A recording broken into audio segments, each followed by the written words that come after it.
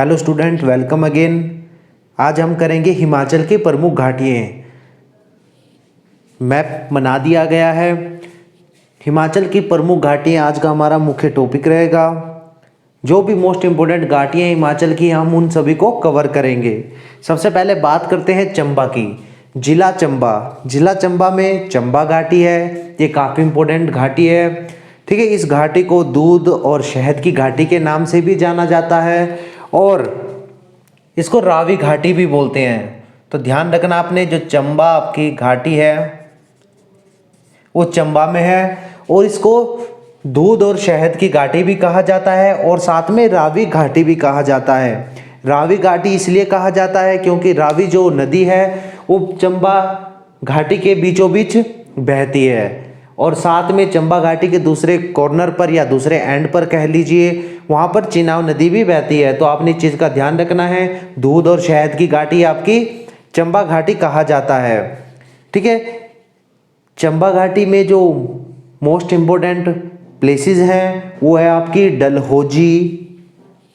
डलहौजी पड़ती है, खजियार पड़ता है, भरमौर पड़ता है, चंबा शहर पड़ता है। ये सारे मोस्ट इम्पोर्टेंट प्लेसेस आपके चंबा घाटी में हैं। उसके अलावा चंबा जो घाटी है, यहाँ पर मोस्ट इम्पोर्टेंट याद रखने वाली बात है कि यहाँ पर गद्दी लोग रहते हैं। जो गद्दी जनजाति है वो काफ़ी ज़्यादा मात्रा में चंबा घाटी में रहती है। चंबा में एक और घाटी है जिसका नाम चुराहा घाटी है। ये भी आपकी चंबा में है। आपने इस चीज़ का भी ध्यान रखना है। चंबा घाटी में हमें दुर्लभ प्रकार की औषधियाँ, फूल आदि चीज़ें मिलती हैं। इसके बाद बात करते हैं कांगड़ा घाटी की। तो कांगड़ा घाटी को वीर घाटी के नाम से भी जाना जाता है। यहाँ पर लिख देता हूँ मैं, कांगड़ा घाटी को वीर घाटी के नाम से भी जाना जाता है। इस चीज़ का आपने ध्यान रखना है।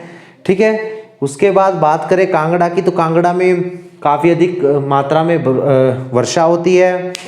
कांगड़ा घाटी जो आपकी वैली है उसकी एक तरफ आपकी धौलाधार पर्वत श्रृंखला है और दूसरी ओर आपकी शिवालिक रेंज है। जो आपकी कांगड़ा घाटी है ये काफ़ी उपजाऊ है और यह घाटी शाहपुर से लेकर पालमपुर तक फैली हुई है। आपने इस चीज़ का भी ध्यान रखना है।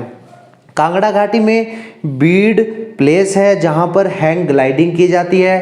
आपने इस चीज़ का भी ध्यान रखना है। उसके बाद बात करें कांगड़ा ज़िले की, तो कांगड़ा ज़िले में आपके जो प्लेसेस हैं, इंपॉर्टेंट प्लेसेस हैं, वो आपके धर्मशाला, शाहपुर, पालमपुर, नूरपुर, ठीक है, बैजनाथ, ये सारे के सारे जो प्लेसेस हैं कांगड़ा के, वो आपके कांगड़ा वैली में पड़ते हैं। उसके बाद बात करते हैं आपका कुल्लू की। तो जो कुल्लू घाटी है उसको देव घाटी के नाम से भी जाना जाता है। कुल्लू घाटी को देव घाटी के भी नाम से जाना जाता है। यहाँ पर बहुत सारे देवी देवताओं की पूजा भी होती है, इसीलिए कुल्लू घाटी को देव घाटी के नाम से भी जाना जाता है। जो कुल्लू घाटी है, यहाँ पर जो आपके सेब हैं उनकी काफ़ी अच्छी पैदावार की जाती है कुल्लू में। ठीक है, तो आपने इस चीज़ का भी ध्यान रखना है।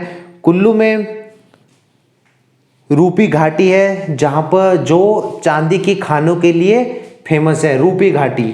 आपने इस चीज़ का ध्यान रखना है, रूपी घाटी ये भी आपकी कुल्लू में है। पार्वती घाटी जो पार्वती नदी बनाती है, यह भी आपकी कुल्लू में है। ये घाटी भी आपने ध्यान रखनी है। जो कुल्लू घाटी में इंपॉर्टेंट प्लेसेस हैं वो आपके बंजार, आनी, कुल्लू, मनाली, ये सारे के सारे जो प्लेसेस हैं वो आपके कुल्लू घाटी में पड़ते हैं। ये काफ़ी इंपॉर्टेंट टॉपिक है ये घाटियों से रिलेटेड, तो आपने इस चीज़ का ध्यान रखना है।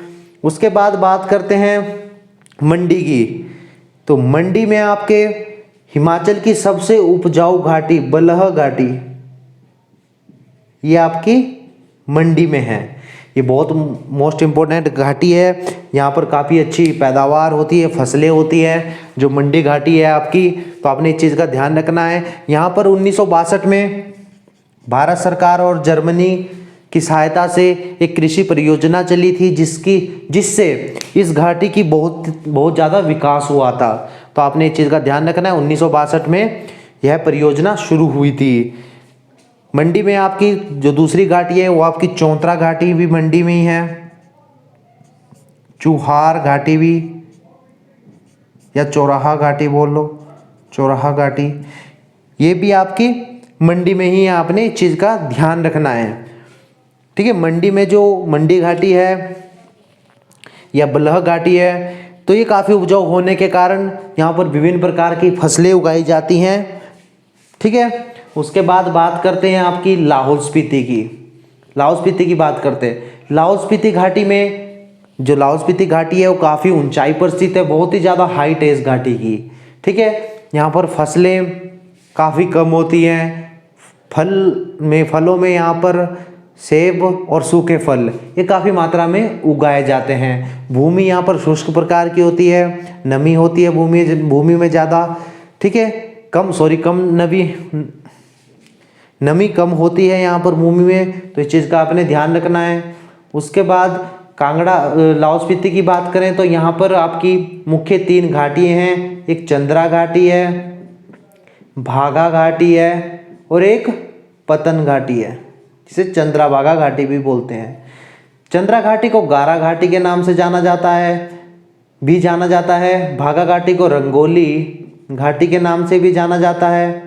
और आपकी पतन घाटी, ये चंद्राभागा जो मिलाकर बनाते हैं उसको भी कहा जाता है। इस घाटी में जो लाहौल घाटी है, यहाँ पर बड़ी मात्रा में आलू की खेती की जाती है। आलू काफ़ी मात्रा में यहाँ पर उगाए जाते हैं, इस चीज़ का भी आपने ध्यान रखना है। ठीक है, लाहौल स्पीति में जो मुख्य बातें हैं याद रखने के लिए, ये सारी की सारी हैं।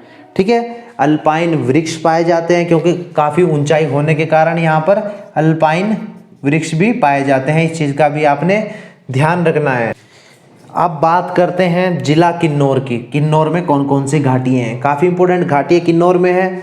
किन्नौर में सबसे पहली बात तो कर लेते हैं सांगला घाटी की। सांगला या बसपा घाटी, ये काफ़ी इंपॉर्टेंट घाटी है। बसपा घाटी इसलिए कहा जाता है इसको, क्योंकि ये घाटी बसपा नदी के किनारे पर बसी है, तो इसलिए इसको बसपा घाटी भी कहा जाता है। किन्नौर की सबसे सुंदर घाटी है। इसमें एक विलेज पड़ता है, जो इस घाटी का सबसे ऊंचा विलेज है छितकुल, और लास्ट विलेज भी है सांगला घाटी का, तो इस चीज़ का आपने ध्यान रखना है। जो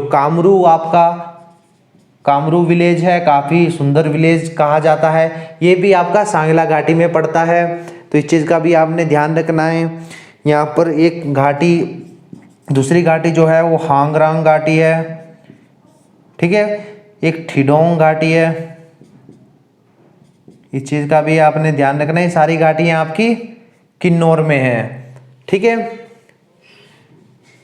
किन्नौर में एक मोस्ट इम्पोर्टेंट घाटी और भी है, सतलुज घाटी। वैसे तो सतलुज घाटी हिमाचल के काफ़ी सारे जिलों में फैली है, जहाँ जहाँ से सतलुज नदी होकर हिमाचल से होकर जाती है, वो सारे के सारे घाटियाँ आपकी सतलुज ही नदी की घाटियाँ बोली जाती हैं। ठीक है, तो सतलुज घाटी भी आपकी किन्नौर में भी है।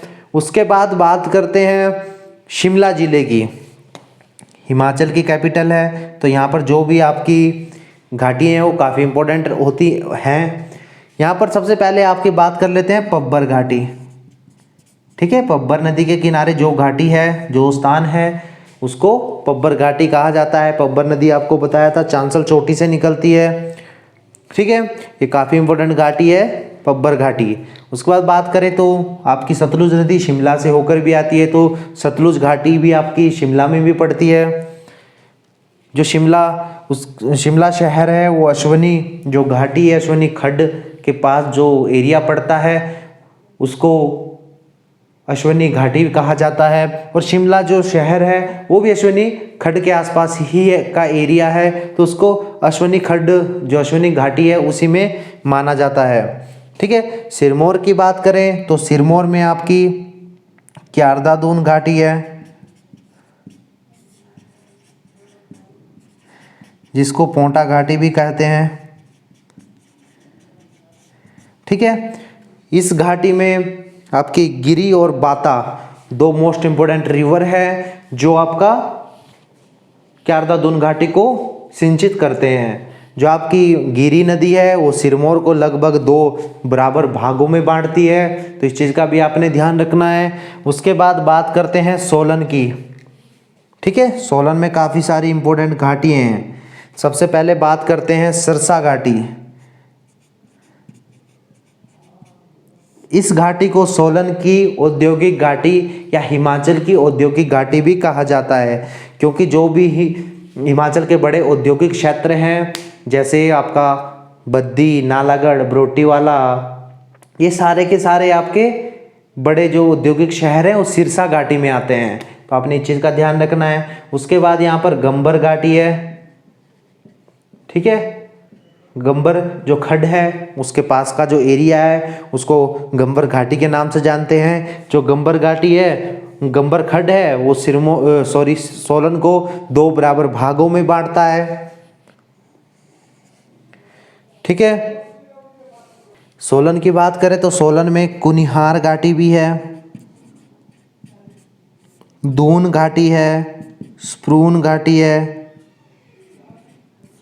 ये घाटी भी आपकी सोलन में ही है। जो आपका घाटी है आपकी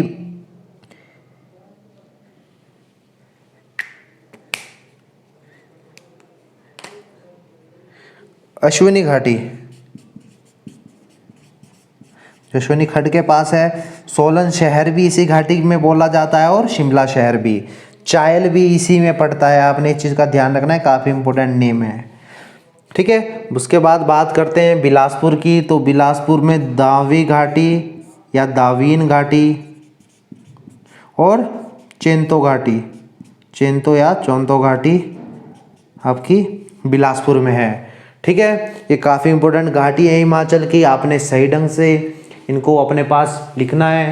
काफ़ी इंपॉर्टेंट बातें बताई है, कुछ बातें लिखी हैं, कुछ नहीं लिख पाए। जो बातें आपको बोली गई हैं उन बातों का आपने नोट्स बनाना है, ठीक है। काफ़ी इंपॉर्टेंट पॉइंट हैं वो, तो आपने ध्यान रखना है। इस प्रकार हमने हिमाचल की प्रमुख घाटियाँ कंप्लीट कर ली हैं। नेक्स्ट लेक्चर में मिलते हैं। धन्यवाद।